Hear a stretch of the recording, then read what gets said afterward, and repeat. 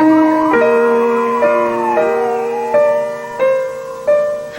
welcome to Cop Shop. I'm Nicole Brown, the Public Information Officer for Farmington Police Department. And, of course, Chief Hebbe is with me. How are you doing today? I'm all right. How about you? Good. Back for another episode. Yeah. We've got a special guest with us this week. I'm so excited. Two of them, actually. But one of them is kind of famous, and the other one's kind of the handler. That's right. That's So right. why don't you introduce our guest? We have with us Officer Angie Prince and the one and only Baxter. Hi, guys. There he is, in all his glory. Look at how cute he is. And he's being so good. He is being good.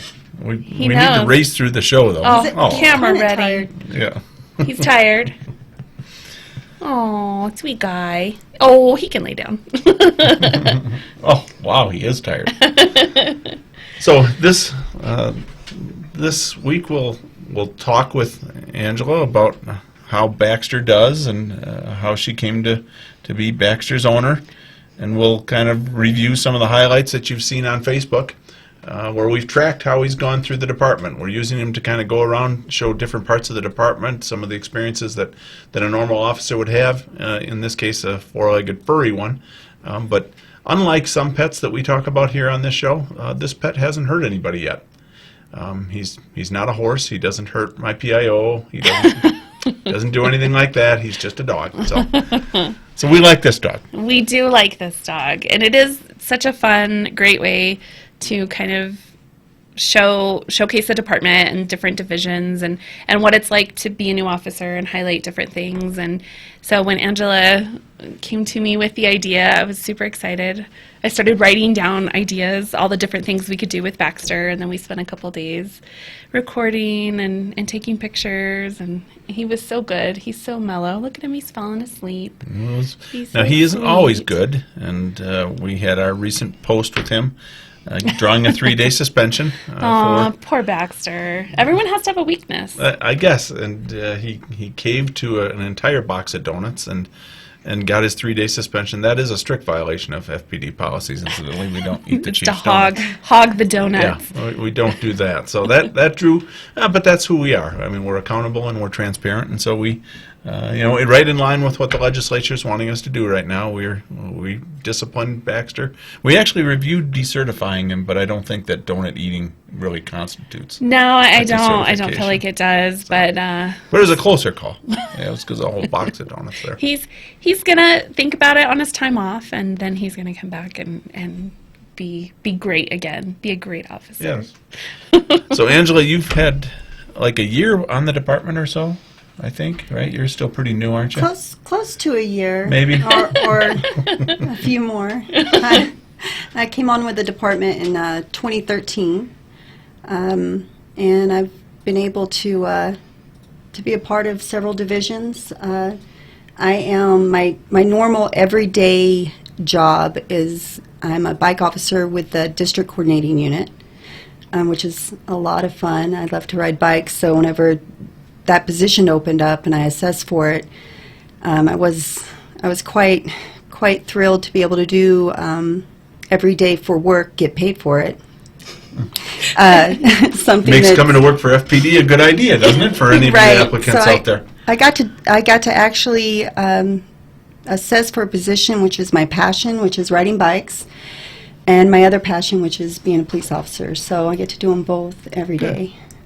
And you're so great. The other day when we were doing our virtual ride-along, we stopped and met you at the park and interviewed you, and just citizens walking by, and you interact with them so great. And it's a great way to, I know you have other duties too, but but just like giving out stickers and saying hi to people, and it's awesome. So you're going to be pretty well known down on the Riverwalk. People can find you there anytime there. And the weather's getting nicer, so we'll have more people down there that can meet you down there. Right, as the weather gets warmer, you'll see a lot more activity, which is going to cause us to need to be down there a lot more. Mm-hmm. It's exciting. So how did you come to bump into Sleeping Beauty here? So actually on the job, there had been reports, I don't know how long it had been, maybe a week or two, people stop us and they tell us things about the park, concerns. Well, for this incident, there had been this sighting of this mysterious dog in the park that people had said they'd seen. I mean, it's really not out of the norm, but we hadn't seen it, my partner and I at the time. And so, maybe a week or two later, we're riding, and we see this thing, and I use that word because we weren't sure what it was, scamper from one bush to another, and it's off in the distance. And I actually looked at my partner at the time, and I said, "What was that?" And he's like, "I don't know." This mysterious thing at the park. As we got closer, we realized it was a dog. It was Baxter. And the reason we didn't know what he was is because of how he looked. So his hair was super long, but it was just mats. And his eyes were infected, and he had the guts to a pin, and the guts are a broken, fork, plastic fork stuck in some of the mats. He was kind of in bad shape.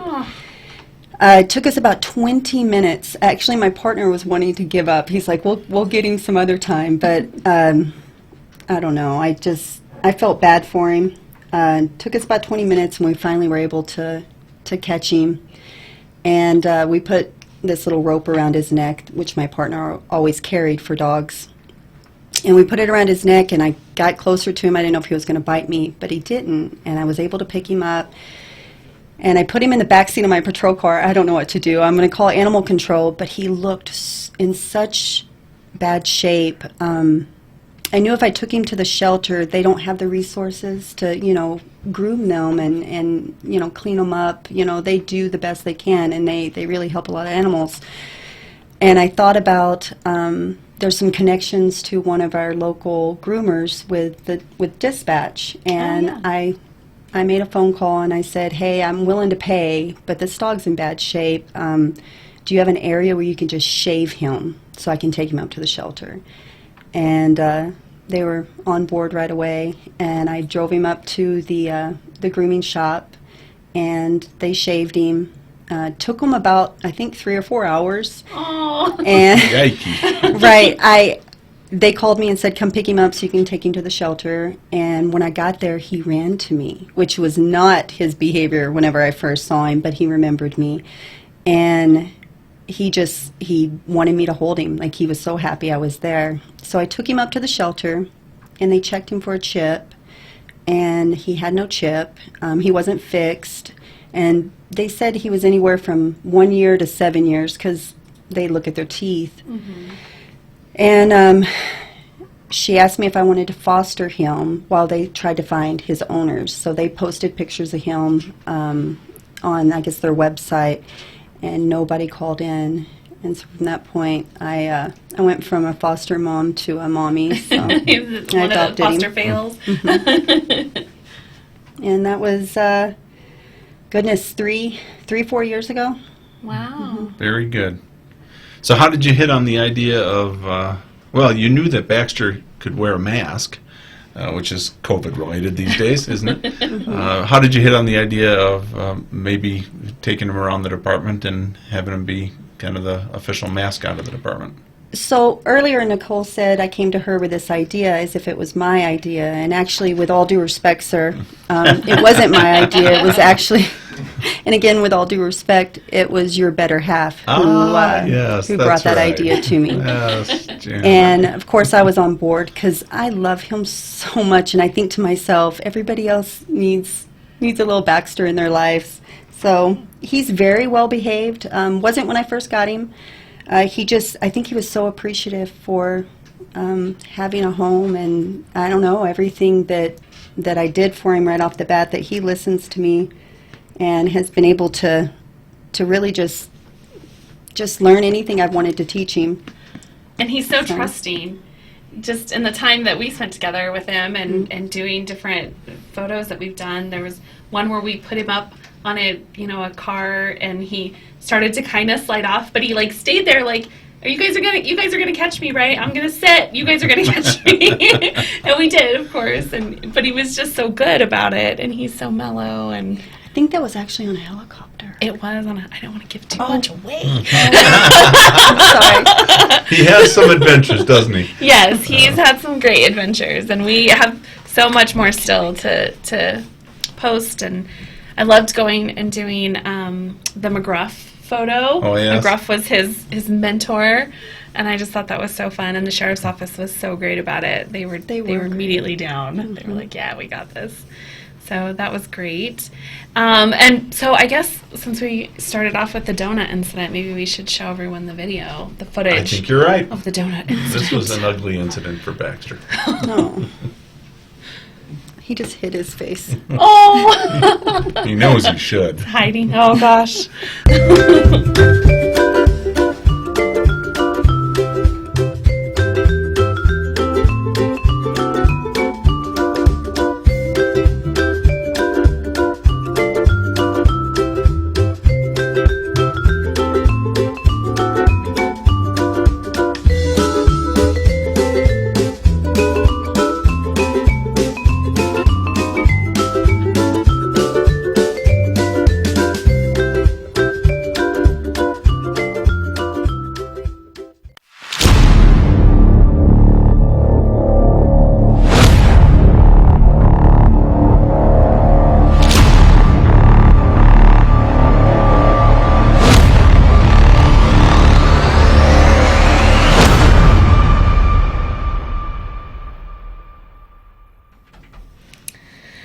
So Baxter's in trouble now. Got his 3-day suspension. It isn't easy, but that's it. We have high standards at the department. Right. We gotta hold each other accountable. But he really did a good job even in that shooting. He's just sitting there, looking, and he watches me walk out, and he just sits there. And then at the end, when he's getting his suspension, Angela had put his little paws on the table so that he was up kind of at attention, paying attention to what he got. And he took it all, lots of maneuver, and he really didn't eat too much of the donuts, I don't think. He did. He got a little bite. He got some of the pink. Yeah. I think the pink donut. Yeah. But he did so great. He's very posable and cooperative, and he's just a natural star. I think, Natural star. Oh, he's hiding. He's hiding his face. He's all, I know I got in trouble. Oh, he's just shy. But it does give you a kind of a walk around the department to some of the things that we've seen with him, and Nicole's already alluded to the cooperation with the sheriff's office. Mm-hmm. There's 4 police departments up here in the Four Corners area. Otherwise, we're pretty isolated. It's us, Bloomfield, Aztec, and the sheriff's office. So we do work pretty closely together in a variety of different areas, from region to the training academy, and we've seen Baxter's adventures out there at the training academy. Yeah, he enjoyed that. He got to sit with the cadets when they were in class, and then we went to a SWAT training. That's right. And he got to crawl around and it's not the Bearcat. What is it? So the MRAP. Oh, okay, yeah. So I think both were out there that day. I'm not sure. Those are, I think, my favorite photos of him. The one where he's on the back and there's some AR rounds next to him, and he just looks so proud. Like he looked proud, like he knew where he was at. Yeah, no, and he had his little camouflage mask, and it was just all so perfect. Mm-hmm. And the sun was shining, and he looked like he was out in the desert. Mm-hmm. So he's been an amusing little during a year that hasn't had a lot of amusement. An amusing little sidekick to kind of follow and still learn about the department. I was serious earlier. We are recruiting. We're recruiting until end of May for a June academy. So if you're at all interested in policing, follow Baxter. He's sure showing a lot of different things that you have the option to do. And then, like Officer Prince was talking about, you can do things that you like to do in your personal life. You get to do them and get paid and be part of the department. And in her case, biking, but there's all sorts of things from forensics to SWAT to bomb squad, things like that. So take a look at it. Think about putting in. Maybe you'll get to ride with Baxter. Right, yeah. It's hashtag Baxter on patrol is what we use for every post. So if you just look that up, you can see all of the posts and check out different parts of the department. And there's still content coming. Like there's still things that we haven't put out yet. So we've got his first foot pursuit, and He wants to tell us a story, right? Yes. He's like, if we're going to talk about me, I got to have my 2 cents. It's not very centered. But yeah, we've got his first foot pursuit. He's done some patrol with the park rangers. We've got plenty more coming, and lots more of our department to cover. So yeah, if you're interested at all in joining, just follow that hashtag, and you'll learn more about us. And see Now, what you alluded to it a little bit ago, but you had a recent ride-along with one of our officers as well. I did, yeah. We did a virtual ride-along with Officer Rachel Graff. And so, yeah, you can follow that, too, with the hashtag FPDNM ride-along. And we covered, what we could that day. We also were, talking about calls that we were currently responding to. And just kind of the general education of the department. We're badly in need of community service officers, so if you've thought about that, it's a good transition position. So you can start, you're not a fully sworn officer, and just kind of supplement and help officers with kind of cold calls that don't have suspects there or involved, and stuff like that, and then can transition into a police officer. And so we talked about that position, and then we interviewed an officer that's in training who started as a CSO, so that was big. Oh, man. Someone walked by and Baxter's growling. He's really very friendly. He was just checking things out. Do a security check on that person because he doesn't growl at people. Here at the mighty KSJE, Scott has windows that people, just like on the daytime shows, Fox and Friends and like that. Yeah. People can look in and see us. And apparently Baxter, ever the good watchdog, guarding the chief, making sure that his back's good from people in the window. That's right. Either that or he's growling at Scott. I'm not sure, but I might endorse either, actually. So never. Baxter wouldn't. But so we are definitely hiring until May. You said we need 10 good people. You were interviewing before the rude growl. You were interviewing a kid who's in training. Yeah, who'd been a CSO. Who had been a CSO, so he could kind of talk. He's a good example of that transition into an officer, and then of course we interviewed Officer Prince on bike patrol, and that was kind of our highlight. That it's Women's History Month, and we've got awesome females that work for the department, and then we interviewed. Who your partner that day was one of the park rangers, Major Kritko. Major Kritko. He had a lot more to say than I did. I think when we break out the camera, he gets to cheesing. He loves it. It was great. So we've talked over the last couple of months about the legislative session, which is still ongoing and will be until like the 17th or 18th of March, somewhere right around in there.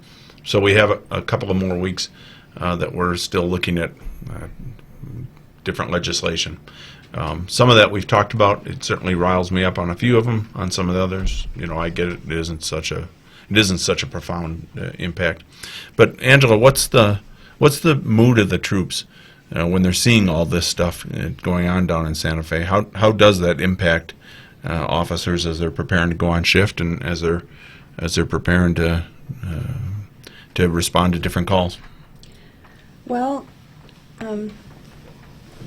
so there's some uncertain.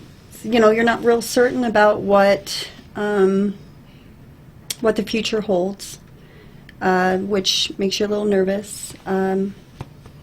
But honestly, I can't speak for everyone, but I can speak for myself. You keep us informed, so that's real important because I have an understanding of what's happening, what we're looking at, the different outcomes that could occur. But I think we're just all kind of in a waiting period right now to better understand how we need to transition and what the community is going to look at us and how we're going to maybe change in the future. So. Well, there's been a lot of changes just in the 7 years that you've been. This is the start of your 8th, I guess. Mm-hmm. 8th year with the department. You started just a few months before I got here, I think. You might have been off to the academy, if I remember correctly, back then. So there's been a lot of changes. We had the Ferguson riots, which really brought a fair amount of change for us. We've changed use of force quite a bit in my time here. But now we're into another phase after the George Floyd killing. And it is an uncertain period. But, you know, when you're with other officers, is this something you guys talk about a fair amount? Somewhat. We discuss stuff. We're a little busy, sir. So Very good. That I'm open. unfortunately, we don't have a lot of downtime to just sit around and talk. But of course, we discuss what our future might hold, good and bad. You know, some changes are okay. Nationwide, I think change is okay as long as it's really thought through for everyone. The security side of it for officers, I think that's the biggest concern right now. Are we protected in making, you know, critical, you know, or we get on scene and it's easy to Monday night quarterback the decisions that you make. I mean, because we do it. We turn around at the end of an incident and we think, how could we have done this better? Because you can always do something better, no matter how good you were. Sure. But to not have protection which is what we're worried about. I mean, that's just being honest. Sure. Whenever you're trying your best and you have no ill intent, that's scary. Yeah. Mm-hmm. And that's definitely, you know, that's unfortunately one of the things that's changed the most in my time in policing is there was a belief, I think, by an overwhelming majority of the public that the police were trying their best. Mm-hmm. And, you know, I don't think that we get that as much today. I think there's a segment of the population that does, but clearly when you're looking at the things that are going on in Santa Fe, there's also a belief that many, many officers are not trying their best. And it's a disappointing turn from the way things used to be. It is. So, you've done, before you came to us, you were jail guard? So, people who work in the jail never want to be called a guard. Oh, very good. I've never done that. Little education there. They're officers as well. They're detention officers. Yes, So, yes, just- detention just- officer. just throw And where that were you at a you. detention officer? In Las Cruces, Donana County Detention Center. Okay. And I was there for a little over 3 years, maybe 3.5, Okay. something like that. So you're 10 and a half years into your career, I or am. almost 11. Mm-hmm. And what do you think the future holds for you? Your dream job to be chief or a canine handler? So I feel like I'm kind of a canine handler, just Yeah. on a cuter, softer side. But I don't want your job. I see your stress level. I see your stress that's level, and very I don't relaxing. want that. You know, I'm not sure. I have my eye on a few things, but I'm not 100% sure what my future holds. I'm about to start going to school here at San Juan College. Good. Here in Farmington, and I'm going to work on a degree, and that's for later. I'm not planning on leaving. That's for later. Good. Well, very good. That is something that we do push for anybody that is thinking about joining FPD. We do push education. We want you to have, be a well-rounded person. And starting here at San Juan College is an excellent way to do it. We have a good relationship with the college, not just with Scott, who maybe at times strains that relationship, but just in general, we have a good relationship with San Juan College, so it's a good place to start. But yeah, the promotional thing is you'll find yourself chief someday, and you won't even know how it happened. Probably not. You know, a lot of people don't know this, but whenever you know, sign up and you come on board with us and you go to the academy, you end, whenever you graduate from the academy, you have basically everything you need for your police science associate's degree except for your basics. So if you've never taken any classes, you don't have any basics to add to it, of course you have to get those. But you get 30-something credits graduating. No, that is a good From the relationship academy. between the academy. You know, that's the benefit of it being local here. So we have a good relationship with San Juan College. Well, I don't think there's much more I want to poke at you about. You're being very, very docile, which isn't usually you. So we'll probably chalk it up to Facebook Live and the podcast. But thank you for bringing in Baxter. Yeah. He is entertaining to a significant number of people in our community with all his little posts. Yeah. So he's done well. He's well loved. I'm sorry, he's a little tired this morning. He's so it's time for a noon siesta. Yeah. That's all he knows. Oh. Well, See, yeah, I feel it. I need a nap too. So, then our next episode, we'll take a lot better look at what bills did pass the legislature and probably our pending governor's signature at that point in time. We'll talk what that means for us and what that means for Angela and some of the other officers. But in the meantime, we thank you for joining us. We thank you for following us on Facebook and Twitter and following the adventures of Baxter and Nicole and her ride-alongs.